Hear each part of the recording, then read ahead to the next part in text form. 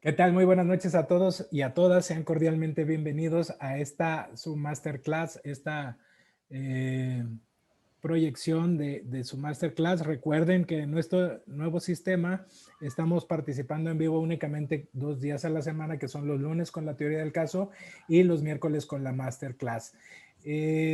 Muchas gracias por conectarse y estar nuevamente con nosotros. El licenciado Abraham no va a poder estar con nosotros el día de hoy, por lo cual ofrecemos una disculpa. Ya pronto se reintegrará.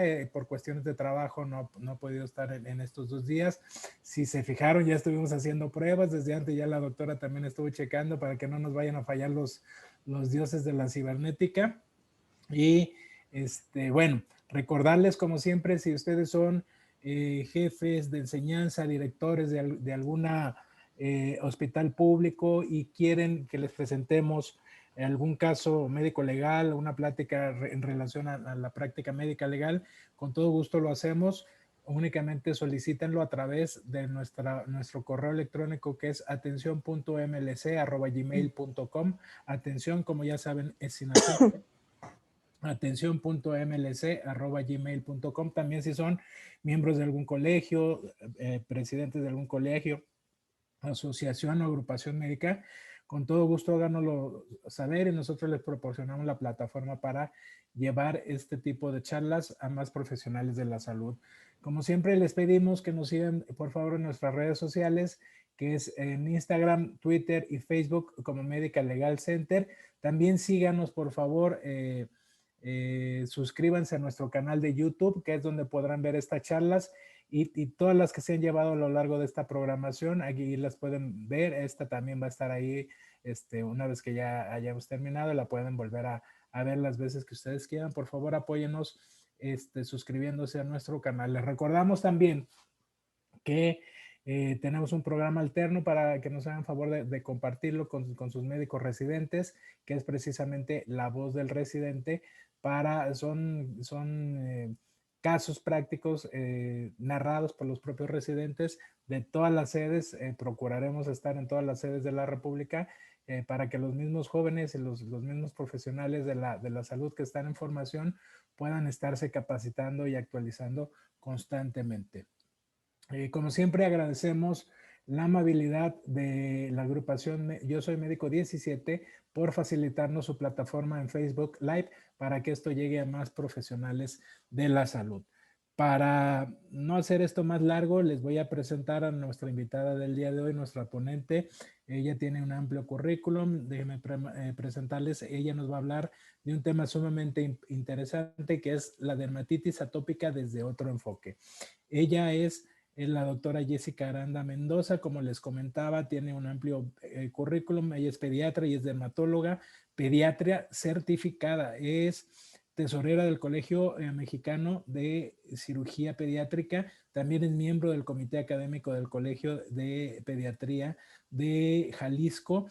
Es profesor externo de la especialidad de dermatología pediátrica en el Hospital Civil de Guadalajara, Fray Antonio Alcalde, y en el Hospital Valentín Gómez Farías del ISSSTE. También es socio activo del Colegio Mexicano de Dermatología Pediátrica y del Colegio de Pediatría de Jalisco. Como ven, amplia experiencia para hablarnos el tema sumamente interesante el día de hoy, que es la dermatitis atópica desde otro enfoque, como ya les había comentado. Y sin más, le damos la bienvenida y el agradecimiento a la doctora Jessica Aranda. Doctora, muy buenas noches, sea usted muy bienvenida. Hola, buenas noches, Oscar. Muchas gracias por la invitación y es un gusto estar aquí con ustedes. No, al Espero que les sea de contrario. utilidad el tema el día de hoy. Por supuesto que sí, doctora. La dejamos con el mejor público, que son los profesionales de la salud, y nos vemos en la sesión de preguntas y respuestas. ¿Le Claro parece? que sí. Nos vemos en un ratito. Gracias. Sí ven mi pantalla, ¿verdad? Sí, sí se ve, doctora. Ok. Bueno, el tema que vamos a abordar el día de hoy, como ya les comentaron, es la dermatitis atópica, pero desde otro enfoque. Traté de hablar un poquito de lo más nuevo que sabemos en dermatitis atópica, que es la molecular, la genética y la epigenética, que es un factor súper importante en el exceso de brotes o cuadros a edades tan tempranas que estamos teniendo en los últimos años. Bueno. Bueno, pues a manera de revisión, recordarles que la dermatitis atópica es una enfermedad inflamatoria crónica y que es de la de mayor prevalencia a nivel mundial, que llega a afectar hasta el 20% de la población pediátrica y el 3% de la población adulta. Tiene estas 5 características con las cuales se deben cumplir para que el paciente pueda desarrollar estos cuadros tanto agudos como subagudos y también leves, moderados o severos, que es esa sensibilización que ya tiene previa el paciente.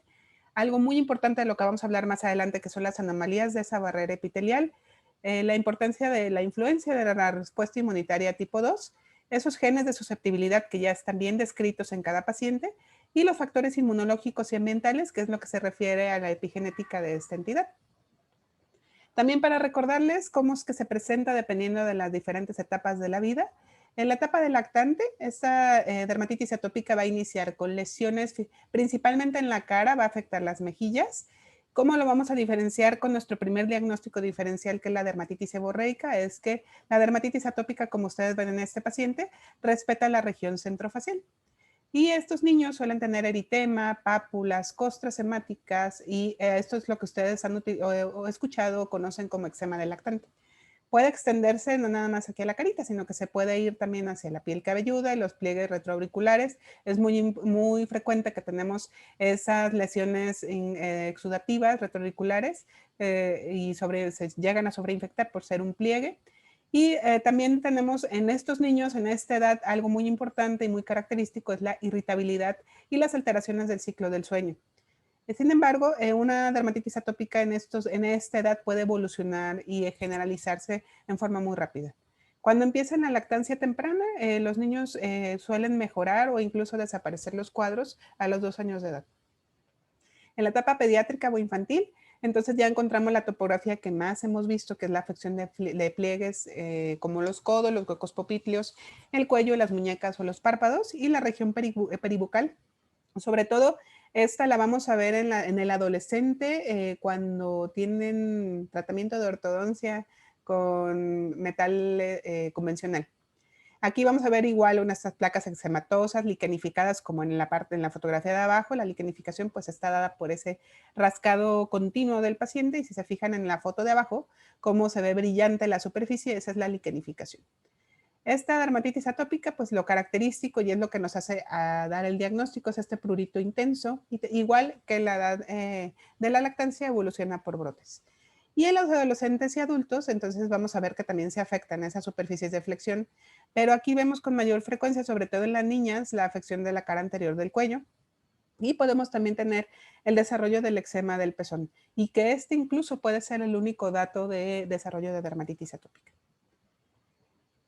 En la dermatitis atópica hay diferentes interacciones complejas tanto en la susceptibilidad genética como en el medio ambiente y estos nos van a disminuir la función de la barrera cutánea, van a facilitar esos defectos de inmunidad innata y también se va a deber a las respuestas inmunes aberrantes a alérgenos y patógenos. Esto hace que el tratamiento, aunque la patología sea la misma, en cada paciente el tratamiento tiene que ser individualizado. Entonces, como les mencionaba, vamos a hablar de nuestro elemento más importante, que es esa función de la barrera cutánea y esa estructura. El estrato córneo es la parte más superficial de la piel, que es la que se encarga de la diferenciación adecuada de los queratinocitos y de esa actividad controlada que hay entre los componentes del manto ácido, el manto lipídico y el enzimático, y también es el encargado de hacer una descamación equilibrada de los corneocitos. Entonces, estos componentes del estrato córneo, estos componentes estructurales, cuando están alterados, tenemos unas anomalías en esa superficie o en el estrato córneo que van a disminuir la hidratación de esa barrera cutánea, van a aumentar esa pérdida transepidérmica de agua y esto va también a facilitar una composición lipídica que esté alterada o deficiente, un pH más elevado y esto también nos va a favorecer que haya una diversidad microbiana por el Staph aureus principalmente. Y entonces, todos estos elementos, y cuando ya hay esta sobreinfección sobre todo, nos van a condicionar una disrupción y una inflamación de esa barrera cutánea. En esta inflamación y disrupción van a participar células inflamatorias como las células de Langerhans y las dendríticas. Y en esta barrera cutánea que tiene disrupción, se va a facilitar la absorción de esos alergenos y antígenos que se encuentran en esa epidermis. Y por lo tanto, clínicamente en el paciente vamos a ver la presencia de un eczema atópico agudo y recidivante. El Staph aureus tiene un papel muy importante, yo creo que ustedes ya lo han escuchado, que es este papel de superantígeno que como ya yo les mencioné, este Staph aureus nos va a hacer un aumento de células inflamatorias como las Langerhans y dendríticas, y este aumento de células dendríticas va a facilitar que se capten alérgenos y patógenos, van a facilitar también o favorecer una alteración del pH cutáneo y disminuir la cantidad de péptidos antimicrobianos, y por lo tanto, clínicamente podemos llegar a presentar hasta una inflamación crónica. Las células T también son un elemento muy importante o tienen un papel muy importante en la dermatitis atópica, ya que van a activar grupos locales de la piel y en ganglios linfáticos regionales. Sobre todo las que más participan son las TH2, las TH22, TH1 y TH17. Y estas van a facilitar la liberación de mediadores proinflamatorios y pruritogénicos. Entonces, este Staph aureus, otra vez como superantígeno, va entonces a facilitar o a predisponer la liberación de estas enzimas proinflamatorias, también la síntesis de estas otras enzimas proinflamatorias, y esto va a facilitar el reclutamiento de estas células TH2 que ya les mencioné y eosinófilos, y por lo tanto va a favorecer esa disfunción de esa barrera cutánea. Esta disfunción de la barrera cutánea se debe a anomalías estructurales de las proteínas, principalmente de la filagrina, que vamos a hablar un poquito más adelante, que es la que más se ha estudiado, la claudina y también anomalías de la síntesis de lípidos. Esto va a aumentar entonces la pérdida transepidérmica de agua y por lo tanto va a aumentar la absorción de esos alergenos, va a aumentar esa sensibilización y esa exacerbación de los cuadros, y esto va a hacer que el paciente tenga prurito, se rasque y por lo tanto esta barrera se va a inflamar. Algo también muy importante son los factores genéticos que ya se han podido describir más específicamente. Hasta ahorita se han descrito 2 genomas, que son el gen WAS y el gen WES, y en esto se ha asociado ya mutaciones que tienen que ver o tienen relación con la barrera epidérmica. Se han visto ya también alteraciones de genes del sistema inmune innato y adaptativo, y alteraciones de genes de metabolizadores de fármacos o metabolizadores de incluso otros genes. Esta genética o esta predisposición genética al desarrollo de dermatitis atópica no sigue una ley mendeliana y, sin embargo, es altamente heredable. Por lo tanto, los pacientes que tienen antecedentes familiares de atopia o principalmente de dermatitis atópica tienen mayor riesgo de desarrollo en alguna etapa de la vida. Entonces, como les decía, genéticamente la proteína que más se ha estudiado, que es la proteína estructural epidérmica principal, que es la filagrina, esta mutación de este gen es el que más conocemos hasta el momento. Esta filagrina es la encargada de que esos queratinocitos se encuentren firmemente bien adheridos, es como el pegamento de una pared de cemento, o sea, esa es la que nos permite que estén bien sellado. Y también nos ayuda a fortalecer los filamentos de la queratina y sobre todo mantiene ese marco de citoesqueleto de queratina y favorece la biogénesis. Hasta ahorita se han descrito 40 mutaciones de este gen y de estas 40 mutaciones encontramos el 40% en pacientes con dermatitis atópica y hasta el 9% de esas mutaciones en pacientes de población general que no han desarrollado dermatitis atópica aún. La severidad clínica de los pacientes que tienen esa mutación de la filagrina va a depender del genotipo que se encuentre afectado y sobre todo de la variación del número de copias que estén afectadas de este gen. Y entre menos copias tengan de este gen afectado, vamos a tener mayor cerosis. La cerosis es el exceso de resequedad de la piel.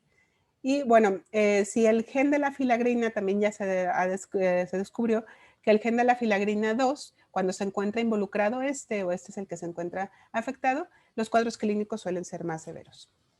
Entonces, esta deficiencia de filagrina va a favorecer una alteración de la degradación de los queratinocitos, una alteración de la coagulación, alteración de los corneocitos y de las uniones estrechas, que es como les decía, como si fuera el cemento, y por lo tanto va a disminuir esa retención de agua porque es una piel que en la superficie la barrera está porosa. Y por lo tanto va a favorecer la acidificación microbiana y una inflamación subclínica y finalmente va a aumentar la permeabilidad de alérgenos externos. Genéticamente también se han descrito mutaciones del complejo CPR3 que están relacionadas con la disminución de producción de lípidos y hacen que el estrato córneo sea aún más delgado. Y la mutación del gen LECTI, que va a estar relacionada con las alteraciones de la proteasa epidérmica y de la proteólisis de la filagrina, que son moléculas de adhesión nuevamente. Y por lo tanto, esta alteración nos va a favorecer nuevamente la permeabilidad. También se han visto polimorfismos de estas células proinflamatorias y estas que les pongo más abajo son las que se han estudiado más y es lo que ha permitido que se desarrollen ya terapias sistémicas biológicas. Sobre todo la interleucina 31, que ya se ha visto que está relacionada con dermatitis atópica intrínseca y estos pacientes suelen tener un prurito más intenso. La IL-17, que da cuadros de dermatitis atópica más grave y suele asociarse con asma concomitante. Y todas estas más interleucinas que se han relacionado con elevación de Ig en suero y los han visto con mayor frecuencia en pacientes masculinos y se han también relacionado con dermatitis atópica intrínseca. Hay muchísimos genes que están asociados a la dermatitis atópica y dependiendo del gen que se encuentre alterado o el que se encuentre involucrado, es la clínica que va a tener nuestro paciente. Entonces, como ya hablamos de algo importante que era la genética, ya entendimos un poco más de cómo está esa estructura de la barrera cutánea, vamos a hablar ahora del medio ambiente y los factores externos que nos van a generar o que nos van a propiciar el desarrollo de estos cuadros clínicos.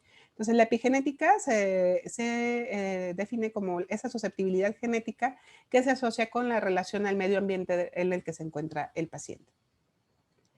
En el caso de la dermatitis atópica, ahorita este nuevo estilo de vida o estilo de vida moderno, se ha visto la asociación de estos factores ambientales nuevos, con estos cambios de clima tan abruptos, los contaminantes del aire y sobre todo los contaminantes del tabaco, que es un factor que también ya se está estudiando mucho. Estos tres juntos hacen alteraciones de las histonas y del microARN y esto favorece nuevamente la alteración de esa barrera y una alteración de la regulación inmunológica. Existen muchos factores que se involucran en el desarrollo de la dermatitis atópica en los pacientes. Sin embargo, estos son como los que más se han asociado, como son la técnica de la higiene, que también vamos a describir más adelante, la contaminación del ambiente, la microbiota tanto de la piel como del intestino, que ahorita el microbioma intestinal también está ampliamente estudiado y ya se están desarrollando. Se ha obtenido mucha información importante, no solamente para la dermatitis atópica, sino para otras patologías. También se ha visto relación del desarrollo de los cuadros con estas dietas occidentales que contienen altas cantidades de azúcar y ácidos grasos poliinsaturados. Y como les comentaba, un factor que se ha estudiado mucho y que ahorita también influye es el humo del tabaco. También ahorita en este año de pandemia, la baja exposición a la radiación ultravioleta también favorece el desarrollo de estos cuadros. Y la exposición de antibióticos de amplio espectro durante el embarazo y la lactancia también se ha visto su relación con el desarrollo de cuadros más severos a edades más tempranas.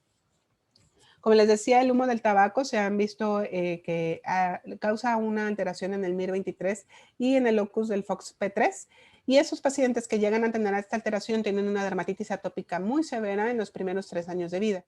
Y también va a favorecer un aumento en la proliferación de linfocitos T y de células proinflamatorias que ya les mencioné anteriormente.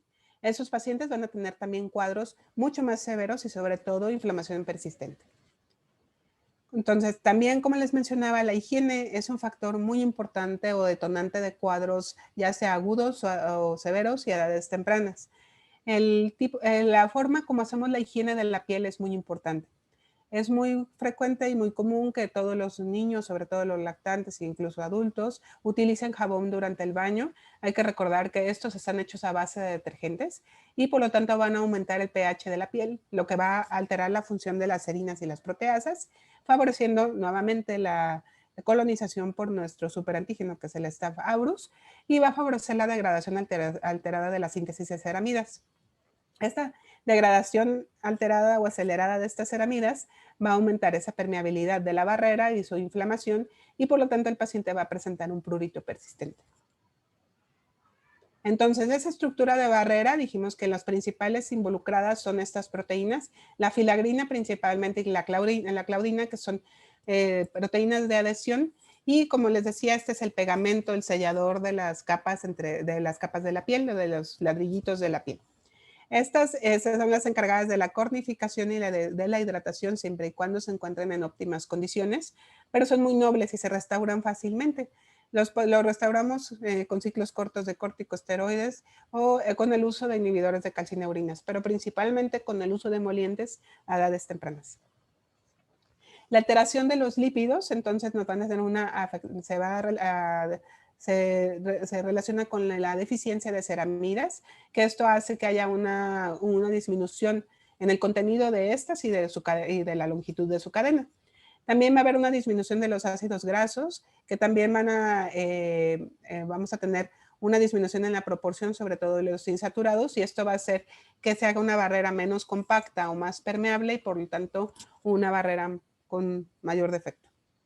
Nuevamente, estas células inflamatorias, las TH2, que tienen un efecto permisivo sobre la barrera cutánea y que inhiben la función de la AMP. Y haciendo esto, reducen la producción de lípidos en el estrato córneo. Van a inducir la esponjosis y esto favorece la invasión microbiana, la ruptura de esa barrera epidérmica y la disminución de la expresión de genes de involucrina y de la filagrina.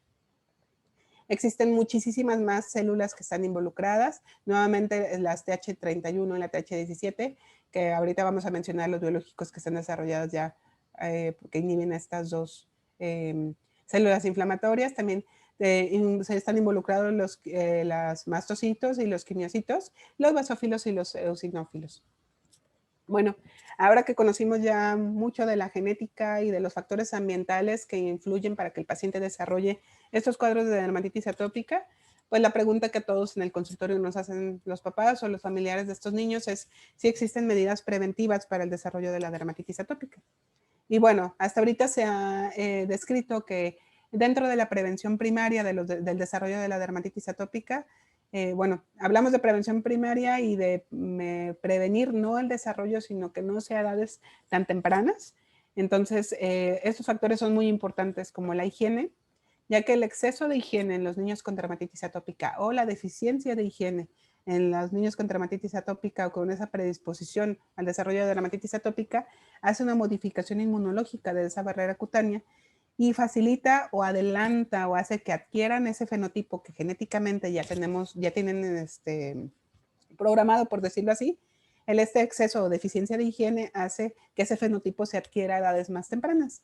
Y hay que recordar que el exceso de higiene no es bueno porque es necesario que la piel se exponga a endotoxinas, sobre todo a bacilos gram negativos, para que favorezca o que su protección inmunológica sea mayor. Otras sustancias que se han estudiado mucho y como les decía, no nada más en el manejo de la dermatitis atópica, sino también en otras como el vitiligo, la alopecia areata, todas estas enfermedades inmunológicas, son los prebióticos y los probióticos. Estos son bacterias intestinales que van a afectar los alimentos en el tracto gastrointestinal, ¿sí? Estos van a reducir la inflamación y van a alterar ese microbioma intestinal y van a modular el sistema inmunitario. Donde se ha visto que tienen mayor efecto es si la madre empieza a ingerirlos en el último trimestre del embarazo. Esto es porque hay que recordar que durante el embarazo el estómago o la cámara gástrica del bebé es estéril y se trata de que estos probióticos y prebióticos colonicen ese tracto digestivo y cuando el niño salga al exterior, estos probióticos le sirvan como defensa inmunológica. Los que más se han estudiado hasta ahorita son el Reuteri, que es el que, si no me equivoco, es el que contiene el Biogaya, y el Rhamnosus, que es el que contiene el Vivera. Estos son los que más han tenido beneficio en los pacientes con dermatitis atópica. Otra pregunta que también nos hacen los pacientes es si la convivencia con mascotas favorece que los niños tengan desarrollo de cuadros de dermatitis atópica. Y bueno, hasta ahorita se ha visto que el perro específicamente tiene un efecto protector, sobre todo cuando tienen los niños contacto con ellos en el primer año de vida. El que sí se ha visto que ha desarrollado o ha favorecido la aparición de cuadros agudos o a edades más tempranas, sobre todo en los pacientes con mutación de genes de la filagrina, es el gato. Y en algunos otros pacientes el contacto con el conejo, por unas sustancias que tiene específicamente el pelo de los felinos y de los roedores. El uso de antibióticos de amplio espectro, tanto durante el embarazo como en los primeros años de vida, van a hacer una alteración de esa microflora intestinal y por lo tanto del sistema inmunológico y esto va a hacer que se desarrollen cuadros a edades más tempranas. Las restricciones dietéticas, hasta la fecha no está demostrado que el restringir un alimento en un paciente va a disminuir el desarrollo de cuadros de dermatitis atópica, ¿sí? Sin embargo, sí hay muy pocos casos, que es el 0.03% de los casos, donde se ha relacionado el desarrollo de la dermatitis atópica con la ingesta de ciertos alimentos. Sin embargo, esto tenemos que comprobarlo o trabajarlo junto con un gastroenterólogo pediatra y hacer la técnica de supresión reto. Y si al hacer esta técnica los cuadros mejoran, entonces a ese paciente sí se le restringe ese alimento que identificamos como facilitador de cuadros clínicos. La lactancia materna también hasta la fecha no hay evidencia de que prevenga el desarrollo de la dermatitis atópica. Sin embargo, sí el que el paciente reciba lactancia materna exclusiva los primeros 4 meses de vida disminuye la severidad de los cuadros y también hace que los cuadros aparezcan en una edad ya más pegado a la edad preescolar. Entre más grande esté el paciente, los cuadros siempre van a ser menos severos. Tampoco existe evidencia que el contacto con ácaros o la convivencia con ácaros reduzca el desarrollo de dermatitis atópica. Entonces tampoco tenemos que tener exceso de higiene. Claro que sí, hay otros factores como el asma y la rinitis alérgica y ya entra otro tema.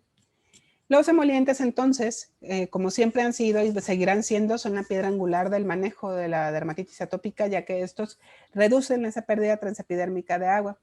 Yo a mis pacientes les digo, no son nada más cremas, estas son cremitas inteligentes que tienen todas esas ceramidas y tienen toda esa filagrina y todos los elementos que esta piel no produce en forma continua y en forma regular.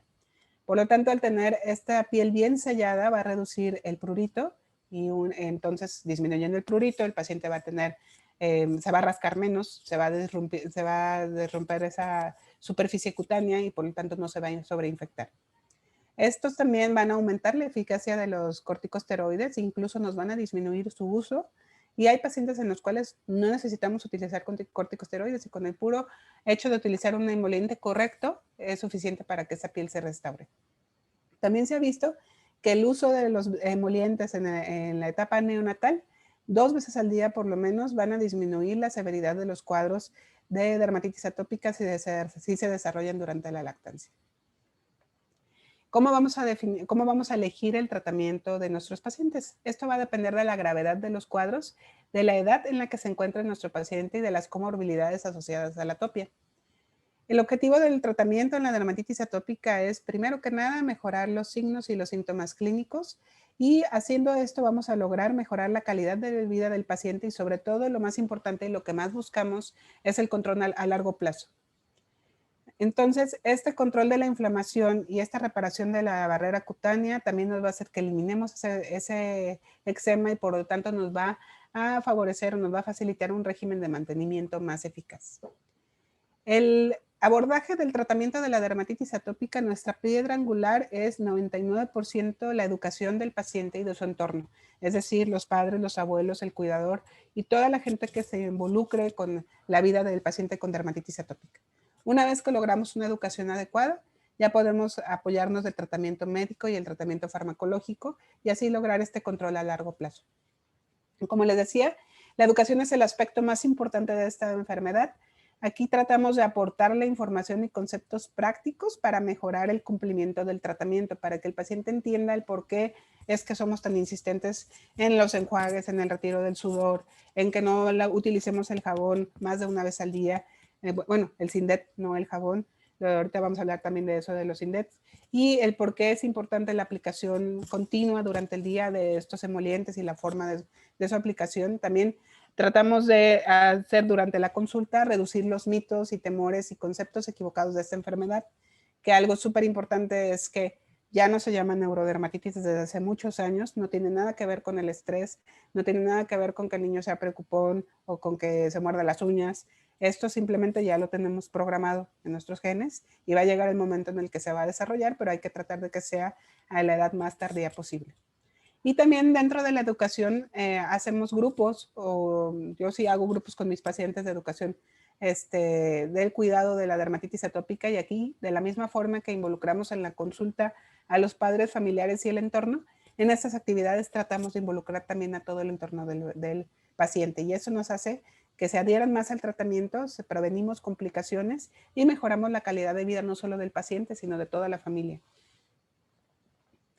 Entonces, volviendo al baño, este baño en los niños con dermatitis atópica debe ser diario. Es muy importante la temperatura del agua, que debe ser un agua tibia, y algo muy importante, no solo con el paciente con dermatitis atópica, es en todas las personas, hay que evitar esponjitas, estrobajos, lo que sea, no, con nada se debe tallar la piel, mucho menos una piel con dermatitis atópica, que es una piel de por sí ya irregular o defectuosa.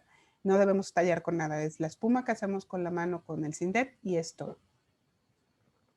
Volvemos nuevamente a los emolientes, que van a mejorar esta integridad de la barrera cutánea y va a evitar que penetren agentes irritantes o externos, porque estos van a sellar la superficie cutánea que se encuentra defectuosa.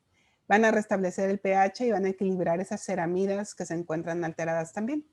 La mejor técnica para aplicarla en los emolientes es la técnica de Seek and Seal, es decir, el niño ya sea que se enjuague o que se bañe, y una vez que se quitamos el exceso de agua de la piel, inmediatamente se coloca el emoliente, y esto hace que se haga un sellado inmediato y hace que el emoliente dure o haga un efecto de mayor tiempo. En los emolientes, pues hay muchas sustancias que tienen los emolientes. Utiliza la urea, que nos ayuda a tener un mayor tiempo de remisión. Sin embargo, tenemos que tener cuidado con los componentes, los emolientes que tengan como componente la urea, ya que no se pueden utilizar en todas las etapas de los cuadros de dermatitis atópica. Tiene que ser un paciente que ya se encuentra en etapa de mantenimiento, porque si no genera inflamación y prurito. La glicerina, que también nos va a reducir el SCORAT, que es una calificación o un puntaje de la dermatitis atópica. La ceramida, que nos va a mejorar los indicadores de severidad, y los ácidos lácticos, que van a reducir esa cerosis o resequedad intensa y por lo tanto la descamación. Entonces, tanto los emolientes como el baño o enjuagues en estos pacientes deben ser frecuentes y eficaces. Y esto va a reponer los lípidos y por lo tanto la pérdida transepidérmica de agua de ese estrato córneo que se encuentra alterado. Y así vamos a lograr una función correcta de la barrera cutánea.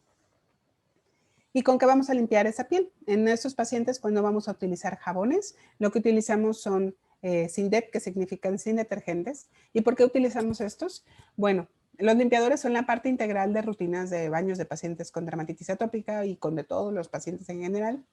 Y el jabón no lo utilizamos porque tiene un prototipo de surfactante aniónico.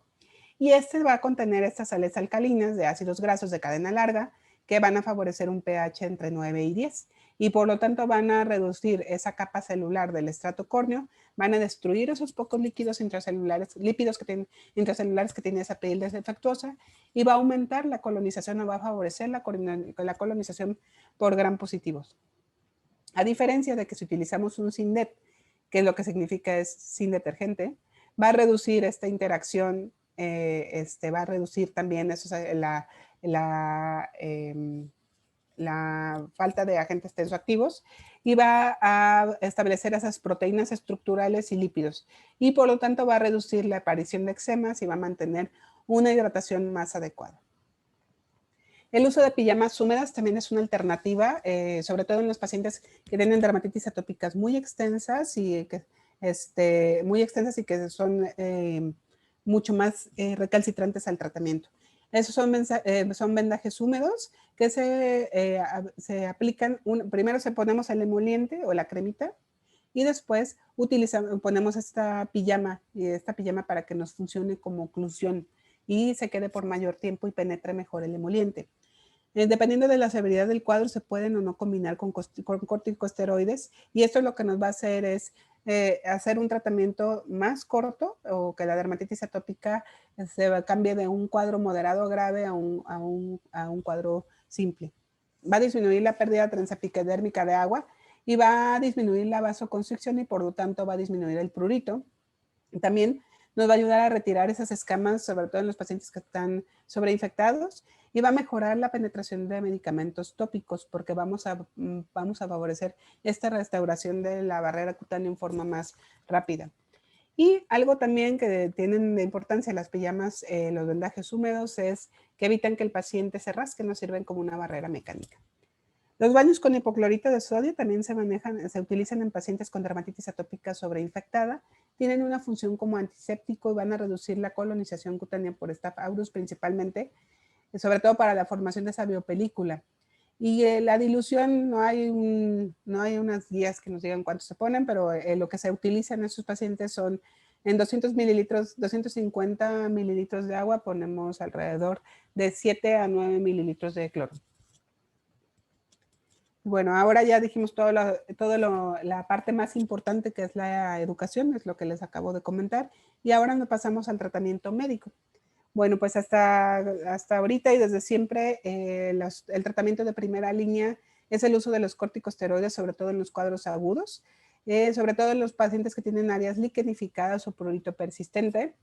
Hay que recordar que estos tienen efectos antiinflamatorios, inmunosupresores, antiproliferativos y sobre todo vasoconstrictores. Aquí les pongo la clasificación tanto americana como europea de los corticosteroides. En los niños los que más utilizamos son los corticosteroides de potencia baja o esterificados o clase 7. Para elegir el corticoide no es como que todos los corticosteroides se pueden poner en todas las zonas, no. Tenemos que tener, y tampoco todas las presentaciones de corticoides se pueden poner en cualquier zona, tampoco. Tiene mucho que ver el vehículo, es decir, si vienen en gel, si vienen en emulsión, si vienen en ungüento o si viene en crema o incluso si viene en spray. Este vehículo nos va a potencializar el efecto del corticoide, puede disminuir o aumentar la absorción de este y puede aumentar o disminuir también la duración del efecto. Por ejemplo, si vamos a poner un corticosteroide en palmas, plantas o zonas sin pelo, podemos utilizar el ungüento, que es como el que tiene mayor potencia o penetra más. Si vamos a aplicar el corticoide en palmas, plantas y zonas sin pelo, como tronco o zonas extensoras, podemos utilizar pomadas. La pomada es un poquito más oleosa que la crema. Y si vamos a aplicar en pliegues, en cara o en zonas sin pelo, también podemos utilizar la crema. Hay presentación en gel, en soluciones, aerosol o incluso en polvos. ¿Cuánto tiempo vamos a utilizar el corticosteroide? Sí, lo que está descrito, pero la verdad es que depende del cuadro clínico del paciente. Es que si es un cuadro leve, podemos utilizarlo 2 veces al día durante hasta 4 semanas. Yo en lo personal no lo uso en mis pacientes más de 7 días y tienen muy buena respuesta, siempre y cuando tengan un apego adecuado a los cuidados. Si es una dermatitis atópica moderada a grave, se puede utilizar también 2 veces al día. Ya es un corticosteroide clase 2, perdón, clase 3 a 5 o del grupo 2, y se pueden llegar a utilizar hasta por 2 semanas. ¿Cuánto es lo que se va a poner el paciente? Hay una unidad dermatológica que es la unidad digital, que se refiere a la falange distal del dedo. Equivale más o menos a 0.5 gramos, pero es del dedo del paciente, no del dedo del papá ni del cuidador. Y dependiendo de la zona donde vamos a poner el corticoide, de la edad del paciente, son las unidades digitales que se van a utilizar de corticosteroide. Recordarles los efectos locales de los corticosteroides, como la taquifilaxia, la atrofia, las telangiectasias, estrías, dermatitis acneiformes, periorales, hipertricosis, la dermatitis por contacto alérgica, que está dado por los vehículos en los que se encuentran diluidos los corticoides, y sistémicos como la supresión del eje y el síndrome de Cushing, que aunque sean cremas, hemos tenido varios pacientes con síndrome de Cushing por el uso prolongado de las que tienen los 3 productos mezclados. Otros elementos que utilizamos mucho en el tratamiento de la dermatitis atópica y que nos sirven muy bien para el mantenimiento son los inhibidores de calcineurinas, principalmente el tacrolimus y el pimecrolimus. En la edad pediátrica el que más utilizamos es el tacrolimus, ya que el pimecrolimus suele causar un poquito más de prurito. Esos son fármacos antiinflamatorios no esteroideos que también son inmunomoduladores y inhiben esa acción proliferativa de las células T y de la producción de citocinas. Y estos, a diferencia de los corticosteroides, no van a regular la actividad de fibroblastos y por lo tanto evitan la atrofia. Esta es la razón por la que estos productos se pueden utilizar hasta 4 años continuos sin tener algún efecto secundario importante, excepto puede haber, y no es en todos los pacientes, puede haber prurito o ardor en el sitio de la aplicación. Y lo que hacemos en el caso de que se presenten estos síntomas es poner primero el emoliente y una vez que se absorba el emoliente podemos aplicar el inhibidor de calcineurinasa. La fototerapia, sobre todo la luz UVB de banda angosta, este es un tratamiento alternativo cuando falla el tratamiento tópico y sobre todo nos va a disminuir la intensidad de los síntomas. Esta va a inducir la apoptosis y la ruptura del ADN nuclear y por lo tanto va a disminuir la proliferación de linfocitos T y P53. También hay la opción de manejo con tratamiento sistémico como la ciclosporina, el metotrexato, la ciatropina o el micofenolato de mofetilo. Solo hay que recordar que el uso de estos medicamentos tienen efectos secundarios importantes. Ahorita, pues, el más noble o el que más, bueno, porque aparte no tenemos metotrexato, es el micofenolato de mofetilo, ese es el que menos efectos secundarios en el paciente llega a tener. La terapia biológica, como les comentaba, ya esas son las nuevas opciones que tenemos de tratamiento, como son el dupilumab, que es el que ya está aprobado en edad pediátrica, el tralokinumab y el librixizumab, también estos ya están a punto de salir a la comercialización aquí en México. Y algo que también se está utilizando en Estados Unidos y en Europa es el crisaborol tópico, que lo que va a hacer es una reducción del EASI, que son marcadores de severidad de la dermatitis atópica y del prurito. Los antihistamínicos y los antibióticos, esta es una parte muy importante del manejo de la dermatitis atópica, ya que los antihistamínicos, como ya vieron, el prurito en estos pacientes no se debe a la liberación de histaminas.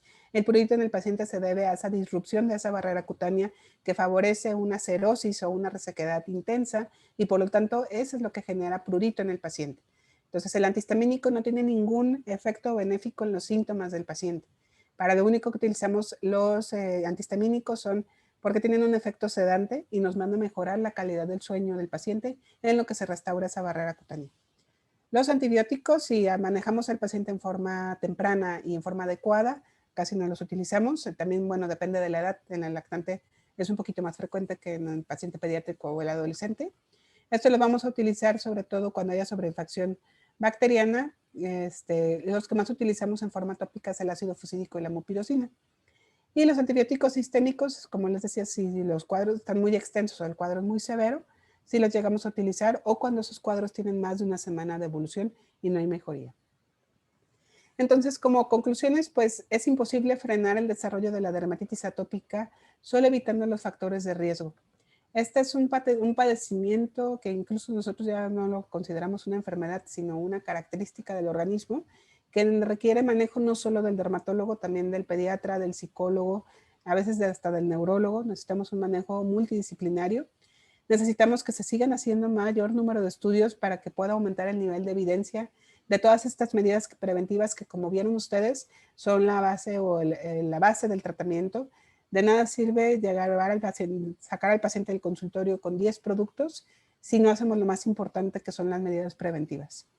Y bueno, los nuevos estudios genéticos van a permitir o descubrir biomarcadores que nos van a hacer que podamos establecer subtipos y fenotipos que nos van a ayudar a desarrollar medidas preventivas y terapéuticas más efectivas en los pacientes.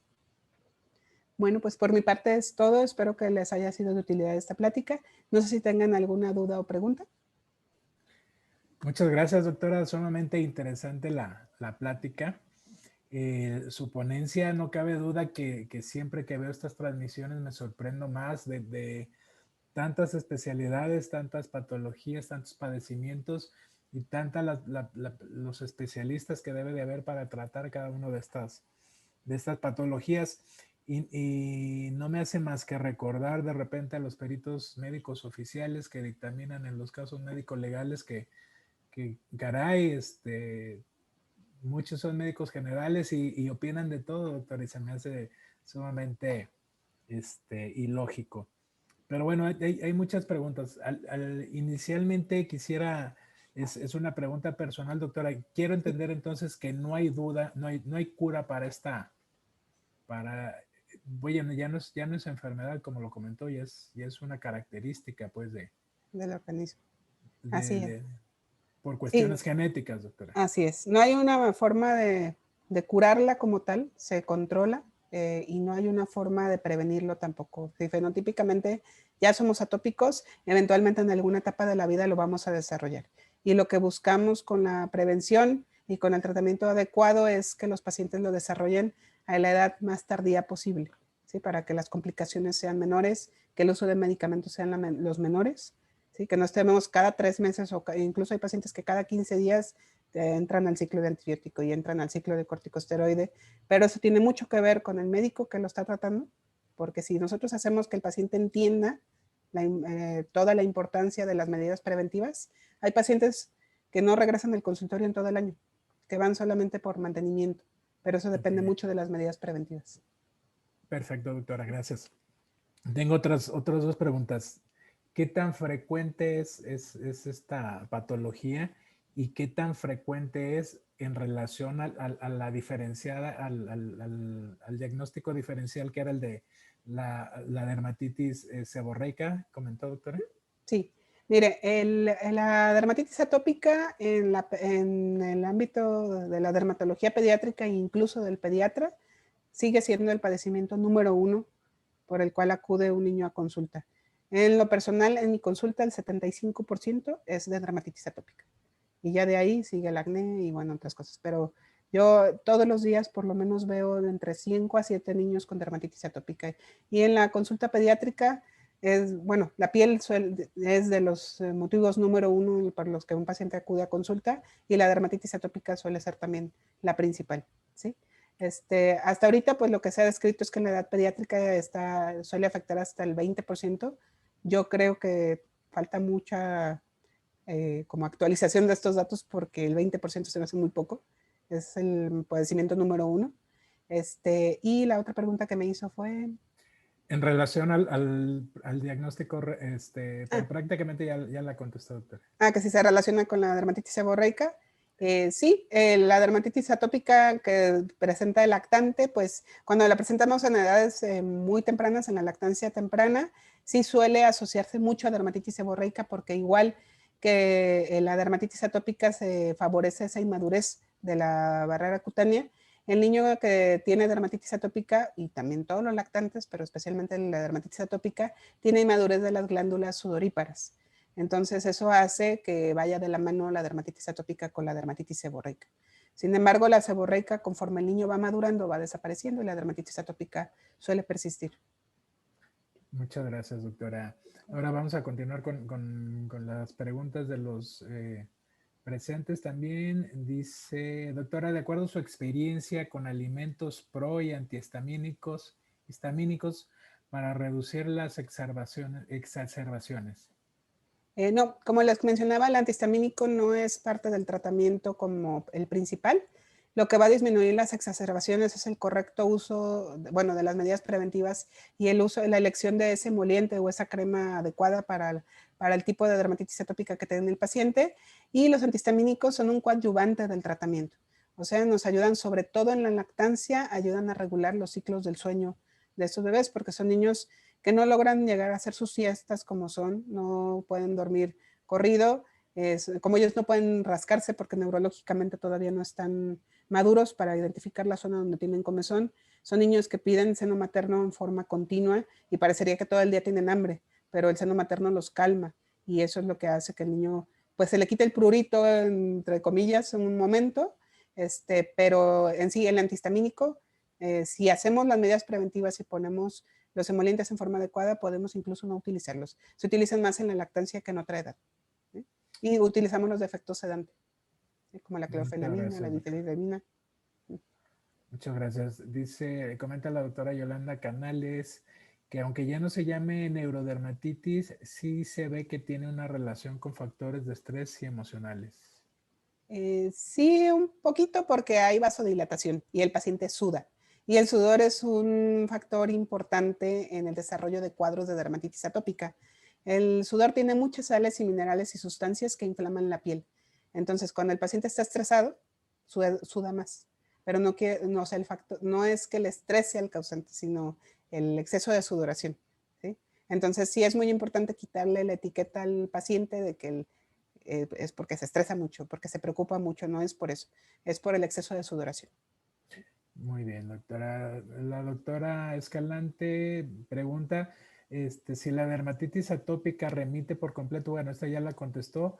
Dice, y en caso de que la respuesta sea no, entonces cuando una dermatitis atópica desaparece, significa que no se realizó el diagnóstico correcto. La dermatitis atópica en los niños hombres puede remitir en la adolescencia, en los hombres, en las mujeres no. Y más o menos entre los 12 y los 14 años el estímulo hormonal hace un factor protector y en los niños hombres suele desaparecer. ¿Sí? Lo que pasa no es que la dermatitis atópica en el adulto desaparezca. Lo que pasa es que esa barrera cutánea ya maduró, por decirlo así, y el paciente se acostumbró a siempre tener prurito. Yo lo digo en lo personal, yo tengo dermatitis atópica y uno se acostumbra a no utilizar nada de metal, a no traer ropa que no sea de algodón, a no utilizar perfumes directos en la piel. Y eso es lo que hace que parezca que desapareció, pero es que nosotros ya sabemos qué factores no debo a cuáles factores no me debo acercar o qué debo evitar para que no se me detonen los cuadros. Claro que en la edad del adolescente y el adulto los cuadros ya no son tan severos como en la lactancia o en la edad pediátrica. Ok, la misma doctora Escalante comenta, hace dos preguntas más y dice que algunos pediatras indican cierta restricción de alimentos en pacientes con dermatitis atópica. Entiende que sí influye, sin embargo, ¿es correcto realizar una restricción estricta? Si no está demostrado con la técnica de reto, que es la de restricción, supresión de ese alimento, no se debe retirar. Como les decía en la plática, menos del 1% de los pacientes se les ha visto relación con el desarrollo de la dermatitis atópica. Muchas veces a mí me pasa que me los mandan como cuadros de dermatitis atópica, pero en realidad es una dermatitis perioral, porque comieron piña, porque comieron un cítrico, y el zumo de esos alimentos en un niño atópico siempre va a inflamar más que el resto de los alimentos. Hay alimentos también entre más ácidos que van a generar también vasodilatación y van a aumentar la sudoración y eso hace que el paciente pueda tener un brote de dermatitis atópica, pero no es alergia al alimento, ¿sí? Entonces se tiene que hacer la técnica de supresión reto para poder ya entonces decidir que a ese paciente le voy a dejar de dar fresas o que a ese paciente le voy a quitar la piña, pero solo porque llegue con manifestaciones de atopia, sin hacer esa prueba no debemos restringir el alimento. De acuerdo, gracias doctora. Y por último, la doctora Escalante pregunta que comercialmente, ¿qué Sindet se puede recomendar a los papás de los pacientes? Bueno, no tengo ningún compromiso con ninguna farmacéutica. Él no lo van a creer, pero de los mejores Sindets que hay en el mercado es el DOP blanco. Es de los mejores dermolimpiadores que hay dentro de los comerciales. Y de los de marca dermatológica, pues está el Dexeril, que es un excelente, tanto el emoliente como el Sindet es excelente. También está Exomega, es una excelente opción. Lipicar. Lipicar solo el Sindet, porque el emoliente tiene una sustancia ahí que a los pacientes les causa prurito. También se pueden utilizar Exomega, que incluso, perdón, Exomega se les comenté, Atoderm, que es de Bioderma. Ellos son la única marca que ahorita lograron fabricar un emoliente en gel.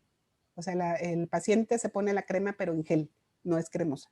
Y eso me favorece mucho más la restauración y favorece también que el paciente le guste ponerse la crema. Y ellos tienen un Sindet excelente también, que no tiene ninguna fragancia ni nada y que restaura al mismo tiempo la piel. ¿Sí? Algo que no les mencioné es que el emoliente es muy importante que se ponga frío. Sí, porque las mamás, sobre todo cuando tienen el bebé, les encanta hacer esto con la crema. Y el niño atópico, las temperaturas calientes inflaman la piel, hacen que pierda más esa hidratación y hace que el niño sude. Entonces, el hacer esto con la crema, luego se la ponen y luego me hablan, doctora, es que le picó la crema. No le picó la crema, lo inflamó el frotar la crema. O a veces lo ponen en el calentón de las toallitas también. Entonces es importante que la crema esté incluso en el refrigerador. Con las manos le quitamos lo helado y luego ya se aplica. De acuerdo, doctora, muchas gracias. Pregunta el doctor Joaquín Guzmán que qué tan frecuente es la asociación entre dermatitis con vitiligo. No es tan frecuente. Sí hay pacientes que tienen ambas. Es más la asociación del vitiligo con la alopecia areata, más que con la dermatitis atópica. Y el vitiligo tiene tratamiento también, el doctor Guzmán. Sí, el vitiligo tiene tratamiento y sobre todo los pacientes responden mejor. Así se empiezan a tratar en los primeros 2 años de que inició la primera lesión. ¿Sí? Y bueno, en la edad pediátrica tenemos más casos de vitiligo que en la edad adulta, aunque parecería que no, pero los niños sí tienen más vitiligo que los adultos y el 99% de los pacientes repigmentan sin ningún problema. Muy bien, doctora. La doctora María López le pregunta que en terapia biológica, ¿por qué tiempo se da y qué medidas se deben de considerar? Bueno, ahorita el que está aprobado en México es el Dupilumab, que es el Dupixent. Este biológico, hasta ahorita no hay estudios que digan al paciente se le va a dar 12 semanas o al paciente se le va a dar 3 meses. Hasta ahorita hay pacientes que se les han dado hasta por 3 años, pero no hay todavía un consenso de cuánto tiempo antes se les debe dar. Este biológico es muy seguro, sin embargo, por precaución siempre tomamos exámenes generales, enzimas hepáticas, pruebas de función renal, biometrías hemáticas, no porque el biológico haya demostrado que cause algo, pero para evitar, si el paciente previamente tenía alguna alteración, preferimos no ponerlo. Pero hasta la fecha el biológico no ha causado alguna alteración sistémica. También la doctora López pregunta que los corticoides sistémicos se pueden dar en la dermatitis atópica y cuáles serían los criterios. No, los corticoides sistémicos no son incluso los corticoides no son como nuestro punto número 1 de tratamiento. Sí los utilizamos solamente en el paciente eritrodérmico, es decir, el paciente que está exageradamente rojo y que está completamente rojo como quemado de tanta inflamación. Pero son uno en cada 100 o cada 150 casos. El corticoide sistémico rarísimo que lo utilicemos en dermatitis atópica. Muchas gracias, doctora. Le pregunta la Ujú. doctora Araceli Arenas. Bueno, muchas felicitaciones, doctora, y comenta si tiene experiencia en el tratamiento con lactobacilos como coadyuvantes. Sí, y no nomás en la dermatitis atópica, en la dermatitis atópica les da increíblemente bien. Con los 2 lactobacilos que les mencioné, hay lactobacilos también que incluso se desarrollaron solo para vías respiratorias y que hay una presentación en gotitas. Ese les va súper, súper, súper bien.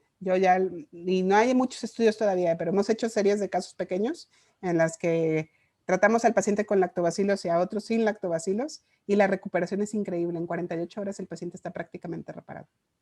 Muy bien, muchas gracias, doctor. Dice, le pregunta la doctora Gildarda, perdón, que si es importante el fenotipo del paciente y conocerlo influye en el manejo, y si conocerlo influye en el manejo. Sí, así es, pero bueno, para esto hay que hacer estudios moleculares de cada paciente con dermatitis atópica y pues aquí en México no tenemos todavía mucha facilidad para hacer estos estudios.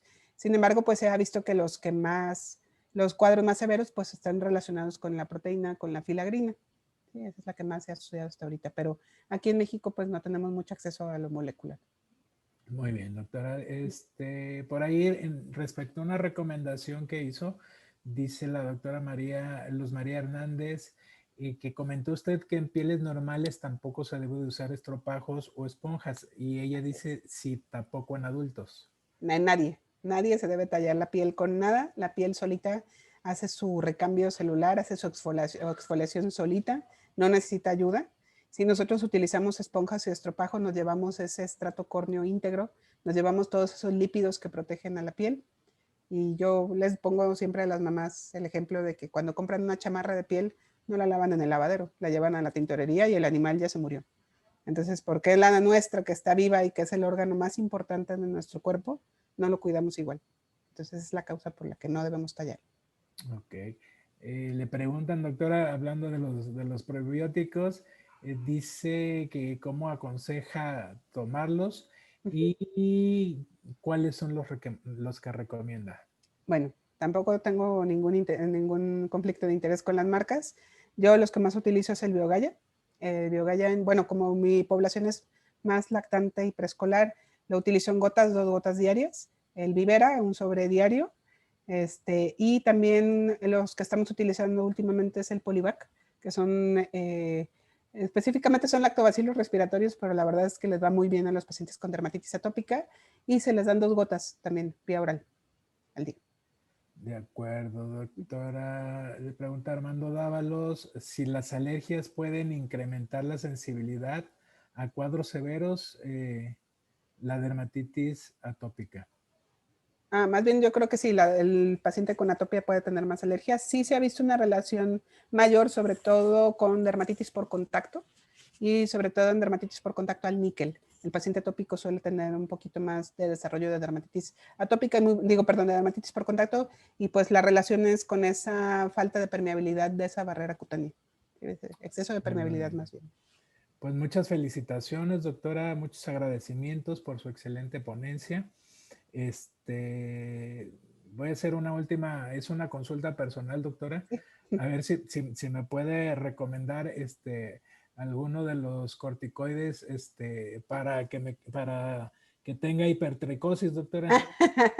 No. ¿Eso no hay? Ahí, uy, eso todo un tema, la alopecia androgenética, ahí más bien es luz ultravioleta y enzimas Era una broma. destiladas y todo. Sí, ¿no? Doctora, excelente charla, excelente plática. Un mensaje final para la comunidad médica, por favor. Pues espero que esta plática les haya hecho de mucha utilidad, aunque es una patología que ve específicamente el pediatra o el dermatólogo, pues al final el médico general es el médico de primer contacto y es muy importante que aprendan a identificar esta enfermedad, que es de las más frecuentes, porque ustedes son nuestra base angular de la medicina. Si ustedes llegan a tratar muy bien una dermatitis atópica, el paciente no tiene por qué llegar con un especialista.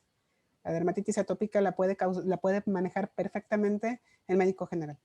Entonces espero que esta charla les haya servido y esto pues también va a mejorar la calidad de vida de sus pacientes y la familia, el entorno de la familia de sus pacientes. Doctora, pues no me resta más que agradecerle infinitamente. Por supuesto que fue de utilidad, sumamente ilustrativa su charla. Le agradecemos nuevamente haber estado con nosotros, habernos regalado esta magnífica presentación. Si me permite, voy a despedir el programa del día de hoy, doctora. Claro que sí. Muchas gracias por la invitación. No, al contrario, gracias a todos los que nos acompañaron, gracias a todos los que se conectaron de toda la República Mexicana, los que estuvieron presentes de Latinoamérica. Muchas gracias por siempre acompañarnos. Recuerden este nuevo sistema de trabajo que estamos implementando, estas nuevas transmisiones, que son únicamente las transmisiones en vivo los días lunes, con la teoría del caso, que son casos médicos narrados por los expertos, y los días miércoles con estupendas masterclass como la del día de hoy. Síganos apoyando, sigan compartiendo estas charlas. Recuerden seguirnos en nuestras redes sociales. Estamos como Medical Legal Center en Facebook, Twitter e Instagram. También, por favor, suscríbanse a nuestro canal de Facebook, de YouTube, para que puedan ver esta charla y todas las demás que se han impartido en esta serie de programas. Las pueden consultar ahí. Recuerden también escuchar el podcast del licenciado Abraham. Les recordamos a los que son jefes de consulta, jefes de servicio, directores de algún hospital, si pertenecen a alguna agrupación médica, si son presidentes de algún colegio médico y desean charlas en relación en la materia médico-legal, con todo gusto se las podemos proporcionar. Únicamente les rogamos que nos la soliciten a través de nuestro correo, que es atención.mlc@gmail.com. Atención, ya saben, es sin acento, atención.mlc@gmail.com. Síganos y compartan también, recomienden nuestro programa alterno, que es La Voz del Residente, que es para todos los chavos, para que se sigan preparando. Y no me resta también más que agradecer la amabilidad de la agrupación Yo Soy Médico 17 por facilitarnos su plataforma en Facebook Live, para que estas y todas las charlas lleguen a más profesionales de la salud. Como siempre, les digo, síganse cuidando, estamos con ustedes y nos vemos próximamente. Gracias, buenas noches a todos. Muchas gracias, buenas noches. Buenas noches.